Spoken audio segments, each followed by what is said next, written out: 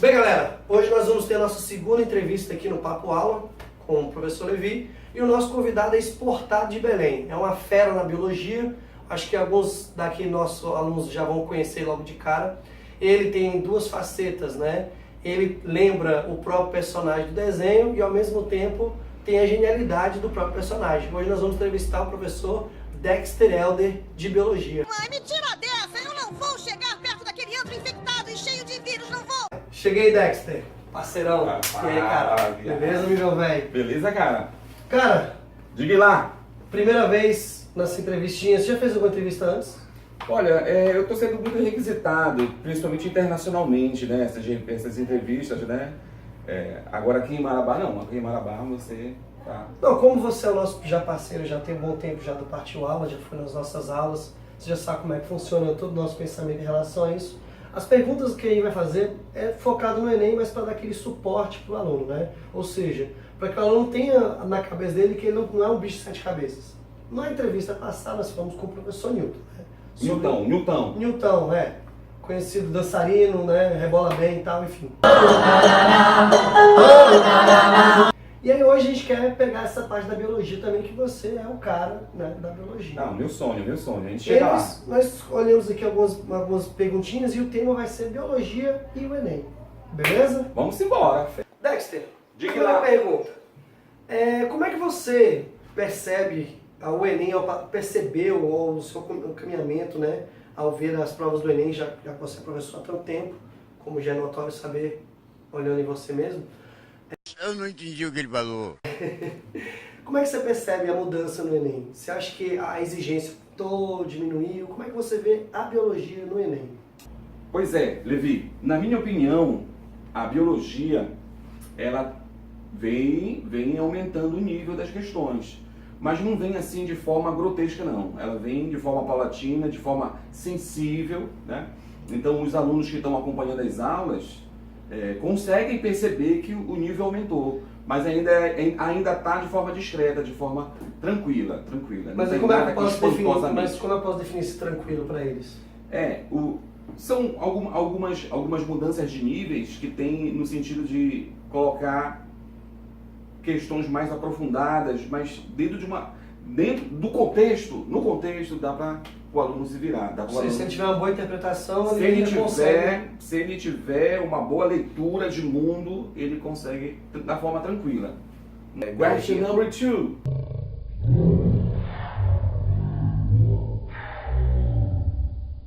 Dexter, Fala. nós estamos agora faltando um pouco mais de 60 dias para a prova do Enem. O sangue de Jesus tem poder! Certo? E nós sabemos que muitos alunos ainda devem estar meio desnorteados para poder entender quais conteúdos eles devem estar atrasados ou não. Mas nessa reta final, quais conteúdos eles devem ter uma atenção maior para a prova do Enem? Levisão, o negócio é o seguinte: aluno tem que se concentrar principalmente na estrutura tridimensional do DNA.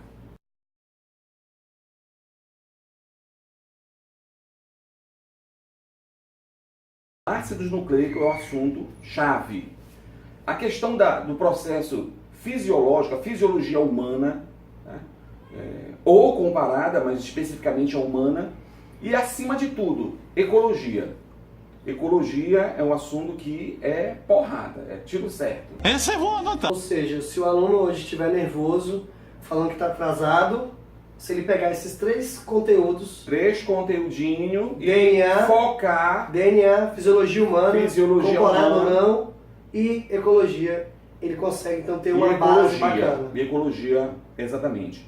A minha sugestão é que ele estudasse a fisiologia humana, mas de forma comparada com os animais vertebrados e outros invertebrados. Tem algum sistema que eles devem dar mais ênfase? Tem o sistema endócrino e o sistema excretório, né, que é o sistema excretor. Porque quando você pega o sistema excretório, lá na questão do pâncreas, você está relacionado, porque o pâncreas é uma glândula mista, uma anfícrina, então ela correlaciona com tecido, com histologia e com o sistema endócrino, né? Ela é bem mais ampla. É bem mais ampla. Entendi. Além do tecido hematopoético, do sangue, né? Porque os rins filtram o sangue, né? Você tá falando um monte de coisa aí que é hematopoético, o tecido hematopoético é o tecido formador do sangue. E ele está localizado quem forma o sangue é a medula óssea vermelha, que está localizada nas extremidades, né? Nas epífises dos ossos longos. Né? Epífises dos ossos? Epífise dos ossos longos, é a extremidade dos ossos longos. Eu estou lendo um pouco sobre biologia. Dexter, nós sabemos que o Enem, né, ele é um conjunto de conteúdos e está vinculado a áreas, mas ele tem uma coisa bem interessante, que ao longo do tempo, né, principalmente a partir de 2012, eles vieram trabalhar a parte de o conteúdo e o dia a dia do aluno, né? O dia a dia de quem está fazendo a prova. Como é que a gente, o aluno pode chegar no dia da prova e ver as questões e melhor ainda, como é que ele pode ver a biologia no seu dia a dia para poder ajudar na prova? Levi, o que é biologia? Biologia é a ciência que estuda a vida. Então, o cotidiano da biologia é a própria vida, a vida da sociedade. Então, no que diz respeito à imunologia, vacinas, né? Então, a biologia no dia a dia está relacionada a isso. Então, o aluno precisa ter o entendimento o que é vacina, o que é soro, que isso está no dia a dia normal das pessoas. Crises ambientais também, né? Não, isso aí, sem sombra de dúvida. O aspecto ambiental, a emissão de gases do efeito estufa, né? Extinção de animais. Extinção de espécies, destruição de ecossistema, destruição de hábitats, extinção de espécies Ou endêmicas. seja, o aluno também tem que estar sempre ligado no que está passando na televisão de atualidade, né? De atualidade, sem sombra de dúvida.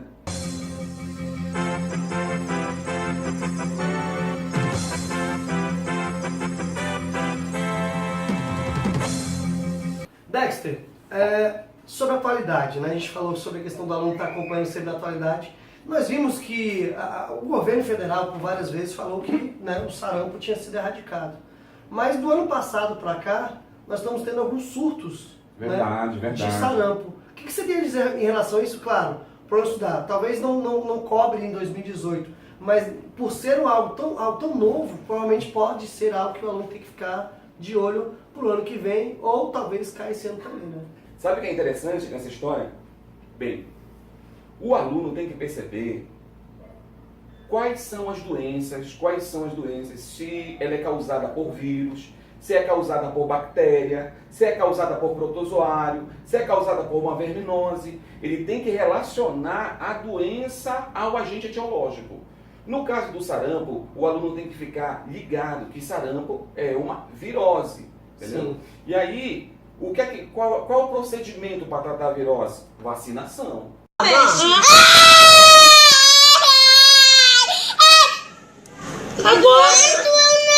Se fosse bactéria, antibiótico. Mas, assim, temos que olhar uma coisa mais profunda aí.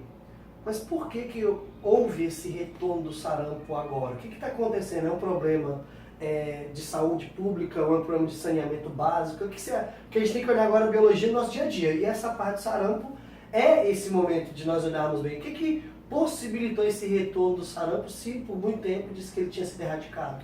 É verdade. As fronteiras abertas, né? As fronteiras abertas de uma forma, a destruição ambiental, porque essas doenças, Levi, elas não foram feitas por seres humanos, porque os seres humanos eles se separaram da natureza. Então, o ambiente em que o humano vive é um ambiente artificial. Então, o que acontece? Essas entradas na natureza, a destruição, então, os vírus, as viroses, elas saem do ambiente delas e acabam invadindo. Porque nós estamos ocupando o espaço natural e a partir daí estamos com destruição do ambiente natural. E afetando todo aquele sistema, toda aquela hierarquia pré-existente, né? Toda aquela relação ambiental e tudo mais, que acaba trazendo desequilíbrio, né? E aí volta. Mas a questão voltou por causa dessa nossa falha de humana mesmo, então, no caso? Voltou por causa do fluxo, né? O fluxo das fronteiras, né? Essas viroses, elas vieram sendo trazidas de outros lugares onde a vacinação não era intensa, como no Brasil entendeu? Então, o que acontece? Tomara que não seja preciso vacinar os adultos, né? Ai, ai, ai, devagar, devagar, devagar, devagar. Devagar. Devagar, pode dar, pode dar. Pode dar. Devagar, devagar. Ai, ai, ai, ai, ai, ai. Mas existe essa preocupação de vacinar os adultos para realmente não se transformar numa epidemia ou numa pandemia.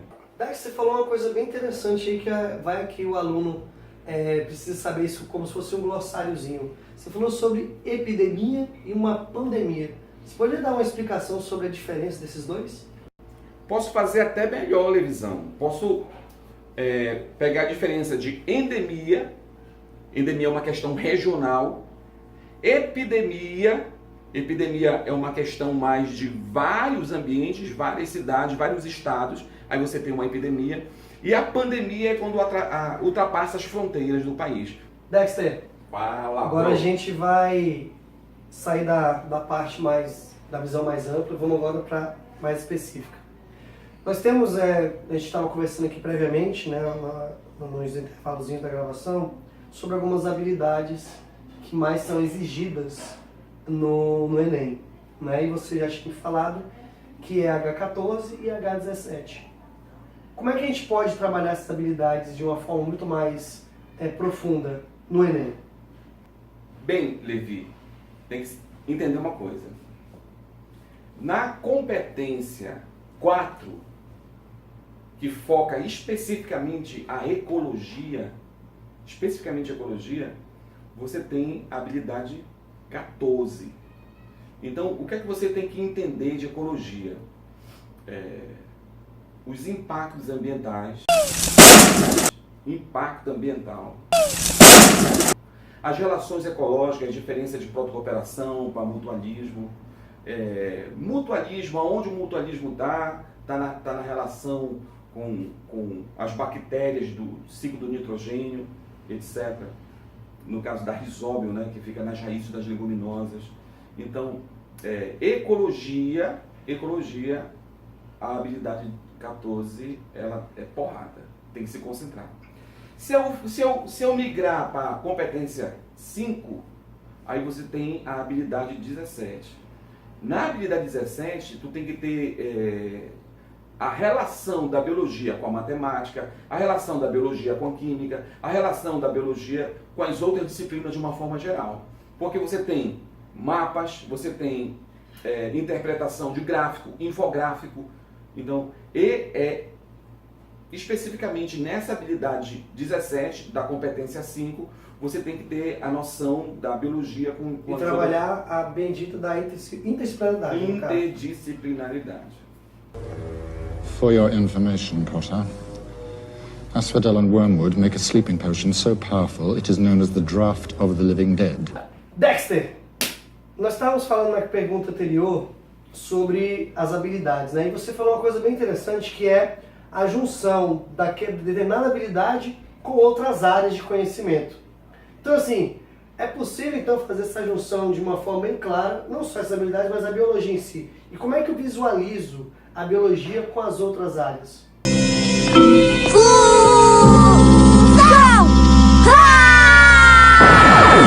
É interessante essa tua pergunta. Por exemplo, como é que eu vejo a biologia com a geografia? Nós temos a questão da biodiversidade. Mas qual é o fator-chave desse boom, dessa explosão de biodiversidade que nós vimos principalmente nas florestas tropicais? Quando você vai para a geografia, você tem a Pangeia, que é o continente único. Isso é pura geografia. E aí a deriva continental provocada pelo afastamento das placas tectônicas, que é geografia, fez com que os animais fossem para ambientes diferenciados. Já fica ligado então, o professor Danilo ele vai ter que falar um pouquinho sobre isso também quando chegar na parte da entrevista dele, que é em breve, tá, galera? Então o professor Danilo vai complementar o que ele está falando aqui também, belezinha? E aí o que acontece? Como os animais foram para ambientes diferenciados, eles começaram a sofrer pressões ambientais diferentes. E aí as mutações acontecem para adaptar os organismos às novas condições ambientais. Então, com as mutações sucessivas para tentar adaptar os organismos a essa nova condição que surgiu, as espécies foram se diferenciando. Então eu posso casar também um pouquinho com Darwin sem essa ideia. Não, por evolução, por evolução. É aí que surge o processo de especiação, formação de novas espécies, para poder adaptar o indivíduo a novas condições ambientais. Puxar agora para o meu lado, né? Eu posso também pegar biologia e unir com história? Com certeza, com certeza. A revolta das vacinas... A revolta da vacina. A revolta da vacina é um aspecto que você pode trabalhar muito bem isso aí junto com a biologia. Tem a questão do melanismo industrial, que é uma das formas de apresentar a teoria evolutiva de Darwin, né, Charles Darwin, que aconteceu na Inglaterra, a precursora da Revolução Industrial. Você tinha dois tipos de borboleta, a borboleta clara e a borboleta escura. Com a mudança no ambiente, favoreceu um tipo de mariposa em detrimento da outra. Borboletas sempre voltam. Dexter, para nós então fecharmos aqui duas coisas, né? Que eu quero que você nos diga aí, ajude nossos alunos. A primeira, qual a melhor estratégia para que o aluno tenha no dia do Enem? E uma mensagem final para eles. A melhor estratégia para responder uma prova de biologia é primeiro você saber do que a questão trata. Se é DNA, se é RNA, se é ácido nucleico, se é seres vivos, se é ecologia. Você entendendo esse contexto, você tem que linkar a resposta alternativa ao texto. Porque uma coisa que é chave nisso, né? Porque muitas alternativas, você está lendo a alternativa, você tem que julgar se é verdadeira ou se é falsa. Mas ela é verdadeira, ela está toda certinha, mas ela não está casando com o contexto em cima. Já quero aproveitar a oportunidade e desejar uma excelente prova a todos, né? Eu quero que você tenha a cabeça tranquila, a tranquilidade, porque, veja bem, você está estudando, você, andou metendo gagá infinito. Então, você sabe. O que é que falta? Falta só a tranquilidade para poder resolver com competência, né? Respeitando sempre os 3 minutos para cada questão. E é isso, é bola para frente, para cima. Oh, you!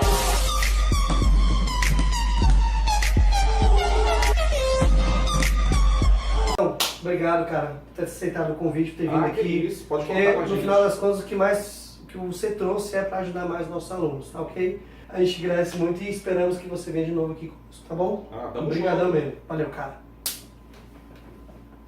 E chegamos agora no Saia Justa. Que merda, hein? Sabia não? Saia justa! Vai lá, Rocha! Helder, são perguntinhas, Saia Justa são perguntas que a gente, para poder dar uma animada e tal. Primeira perguntinha bem básica. O que é um cigarro de maconha feito com jornal? Um cigarro de maconha feito com jornal. Muito bem. Você não sabe? Não. É um baseado em fatos reais. Suga, suga, suga, suga, suga, suga, suga, suga, suga, suga. Essa é da boa. Cara, tô doidão, hein? Essa em fatos reais. A segunda. Como as enzimas se reproduzem? Enzimas se reproduzem? Tem certeza? Que biólogo é esse que não sabe? É uma enzima da outra.